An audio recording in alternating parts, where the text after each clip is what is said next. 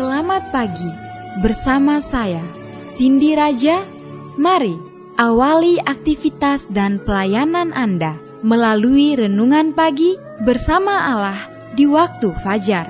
Dengan doa dan bimbingan darinya, kita dapat diyakinkan bahwa pada hari yang mulia itu, ketika Yesus kembali untuk mengklaim miliknya, bahwa kita akan menunggunya di sana dengan tangan terbuka dan disambut ke hadiratnya yang kekal. Ditulis oleh Ellen G. White bersama Pendeta Denny Kanajo. Selamat mendengarkan. Shalom, selamat pagi para pendengar yang diberkati oleh Tuhan dimanapun Anda berada saat ini. Kita akan sama-sama mendengarkan firman Tuhan melalui audio renungan pagi pada tanggal 19 Desember 2022 dengan judul Abraham menantikan sebuah kota. Sebelum kita melanjutkan bacaan renungan kita pada pagi hari ini, kembali saya mengajak semua para pendengar yang setia untuk berdoa bersama-sama. Bapa di sorga, terima kasih Tuhan Yesus pagi hari ini sebelum kami melakukan tugas pelayan pekerjaan kami. Kami sangat rindu Tuhan untuk merenungkan kebenaran firman Tuhan. Kami membutuhkan kuasa Roh Kudus-Mu, curahkan kepada masing-masing kami. Terima kasih Tuhan Yesus, ampuni kami Bapa, karena kami sudah berdoa hanya di dalam nama Tuhan dan Juru Selamat kami. Amin. Ayat inti kita terambil di dalam Ibrani 11 ayat yang ke-10, demikian firman Tuhan. Sebab ia menanti-nantikan kota yang mempunyai dasar, yang direncanakan dan dibangun oleh Allah. Mari kita ikuti penjelasannya. Abraham tidak mempunyai harta benda di dunia ini. Setapak tanah pun tidak. Ia mempunyai banyak perkara, dan ia gunakan semuanya itu demi kemuliaan Allah dan untuk kebajikan sesama manusia. Tetapi ia tidak menganggap dunia ini sebagai rumahnya. Tuhan telah memanggil dia untuk meninggalkan bangsanya yang menyembah berhala dengan janji akan memberikan kepadanya tanah Kanaan sebagai harta milik untuk selama-lamanya. Namun demikian baik ia tahu, atau anak-anaknya atau cucunya tidak memperolehnya. Pada waktu Abraham mencari satu tempat untuk kuburan, ia harus membelinya dari seorang Kanaan. Satu-satunya harta miliknya di tanah perjanjian itu adalah liang kubur yang ada di Gua Makpela. Tetapi firman Allah tidak pernah gagal. Itu juga tidak memenuhi kegenapannya yang terakhir dengan didudukinya Kanaan oleh bangsa Yahudi. Abraham sendiri harus ambil bagian dalam warisan itu. Dan Alkitab dengan jelas mengajarkan bahwa janji-janji yang diberikan kepada Abraham akan digenapkan melalui Kristus. Allah telah memberikan kepada Abraham satu pandangan akan pusaka yang kekal itu. Dan ia puas dengan pengharapan ini. Karena iman ia diam di tanah yang dijanjikan itu, seolah-olah di suatu tanah asing. Dan di situ ia tinggal di kemah dengan Ishak dan Yakub, yang turut menjadi ahli waris janji yang satu itu. Sebab ia menanti-nantikan kota yang mempunyai dasar yang direncanakan dan dibangun oleh Allah. Tentang keturunan Abraham tertulis sebagai berikut.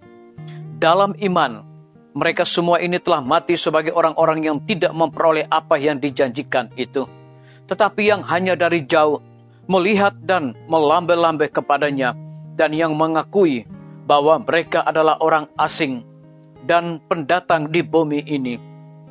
Kita harus hidup sebagai pengembara dan orang asing di dunia ini, jikalau kita ingin memperoleh tanah air yang lebih baik, yaitu satu tanah air sorgawi.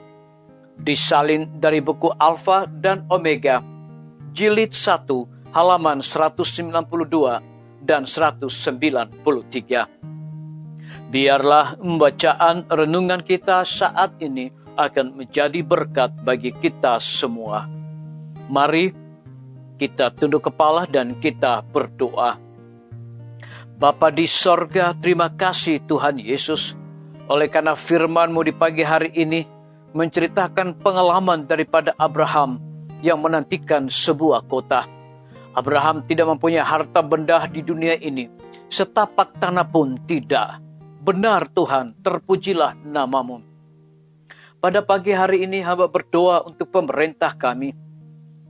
Tuhan memberkati Bapak Presiden bersama Wakil Presiden, para menteri dan seluruh stafnya, Bapak Gubernur bersama dengan wakil, Bapak Wali Kota bersama dengan wakil, Bapak Bupati bersama dengan wakil, camat dan seluruh stafnya, kepala desa, lurah, RT, RW, dimanapun mereka berada saat ini Tuhan.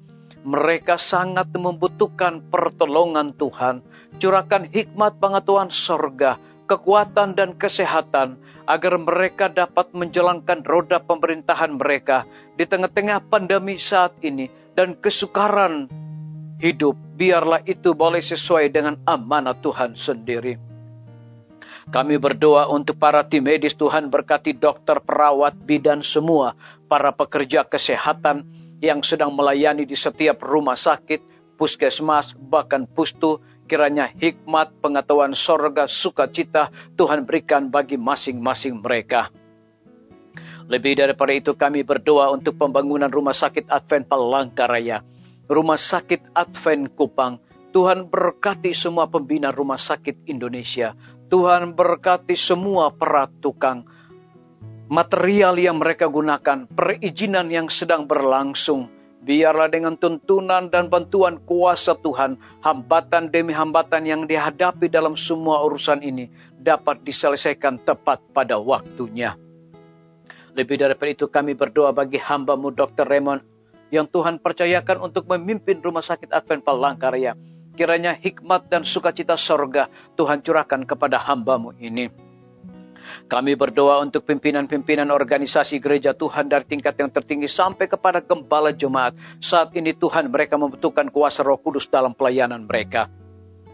Kami menyerahkan guru-guru, kepala sekolah, setiap siswa, mahasiswa, dosen dan juga rektor di setiap lembaga pendidikan. Tuhan berkati mereka, urapi mereka untuk mendidik anak-anak untuk memiliki karakter Yesus Kristus.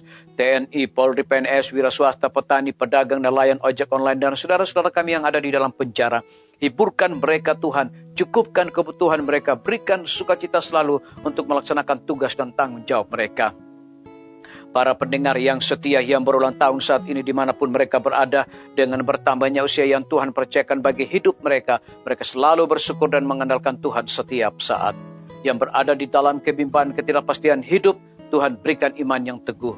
Terima kasih Tuhan Yesus, ampuni kami Bapa, karena kami sudah berdoa hanya di dalam nama Tuhan dan Juru Selamat kami. Amin. Sampai jumpa. Tuhan Yesus memberkati kita semua.